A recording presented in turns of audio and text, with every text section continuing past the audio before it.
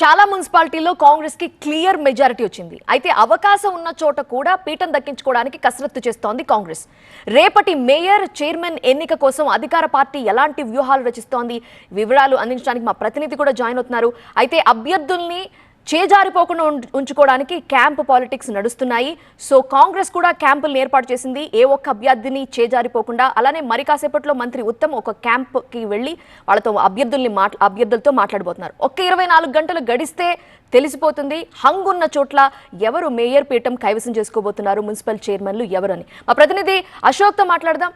Ashok, so Congress వ్యూహాలు ఏ విధంగా ఉండబోతున్నాయి? రాత్రికి రాత్రి ఏమైనా సమీకరణాలు మారే అవకాశాలు ఉన్నాయా హంగున్న చోట్ల?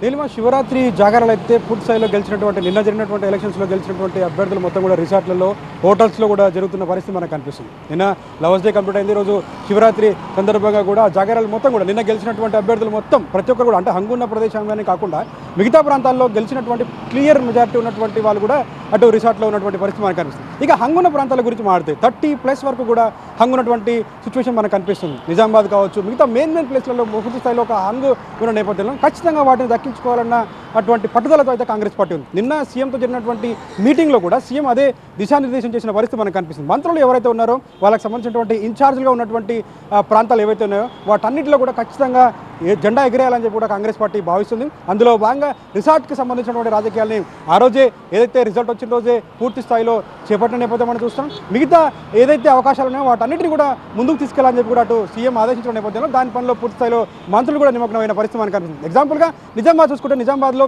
క్లియర్ మెజారిటీ లేనప్పటికీ కూడా దానికి సంబంధించిన దానిపైన ఇతరులని కూడా జాయిన్ చేసుకొని ఎట్టి పరిస్థితుల్లో ముందుకు వెళ్ళాలని చెప్పి కూడా అటు కాంగ్రెస్ పార్టీ భావిస్తుంది. ఎందుకంటే నిజామాబాద్లో పీసీ ప్రెసిడెంట్ మెయిన్గా ఉన్నారు కాబట్టి ఆ పీసీ ప్రెసిడెంట్కి ఖచ్చితంగా దక్కించాలనే దానిపైన కూడా అటు ఆ ప్రాంతానికి సంబంధించిన ఆ ప్రాంతం ఇన్ఛార్జ్గా ఉన్నటువంటి ఉత్తమ్ కుమార్ రెడ్డి కూడా కొద్దిసేపట్లో అక్కడికి వెళ్ళే అవకాశం కనిపిస్తుంది. మిగతా ప్రాంతాలు 30+ ఉన్న నేపథ్యంలో దాదాపు 20కి పైగా కూడా గెలుచుకోవాలని చెప్పి జెండా ఎగిరాలని చెప్పి కాంగ్రెస్ పార్టీ చూస్తుంది. మిగతావి బీఆర్ఎస్ గెలిచే అవకాశం కనిపిస్తుంది. అయితే 20కి పైగా ఉన్నటువంటి ప్రాంతాల్లో ఫర్ ఎగ్జాంపుల్ కొత్తగూడెనికి సంబంధించి నిన్న వరకు కూడా ఒక సస్పెన్స్ వాతావరణం కొనసాగింది. కానీ ఇది నిన్న సీఎంతో మాట్లాడిన తర్వాత అది పూర్తిగా ఒక క్లారిటీ వచ్చిన పరిస్థితి మనకు కనిపిస్తుంది. 2.5 years వాళ్ళు, 2.5 years వీళ్ళులాగా పార్టిసిపేట్ చేస్తూ కూడా ముందుకెళ్ళిన పరిస్థితి మనకు కనిపిస్తుంది. కొత్తగూడెనికి సంబంధించినటువంటి టెన్షన్ అయితే ముగిసింది. మిగతా ప్రాంతాల్లో కూడా ఇతరులని పెట్టైనా సరే, ఇతరులని పార్టీలోకి తీసుకొనైనా సరే డోర్లు తెరిచి పెట్టే ఉంటామని కూడా అటు కాంగ్రెస్ పార్టీ మొదటి నుంచి చెప్తున్న నేపథ్యంలో ఇతరులని తీసుకొనైనా సరే జెండా ఎగరాలని చెప్పి చూస్తున్న నేపథ్యం చూస్తున్నాం. దానికి సంబంధించిన దానిపైన ఎలాంటి వ్యూహాలతో ముందుకెళ్లాలని దానిపైన ఒక ఇంటర్నల్గా మీటింగ్స్ అయితే ఎప్పటికప్పుడు జరుగుతున్నాయి. సీఎం ఆదేశాల మేరకు పీసీ ప్రెసిడెంట్ కూడా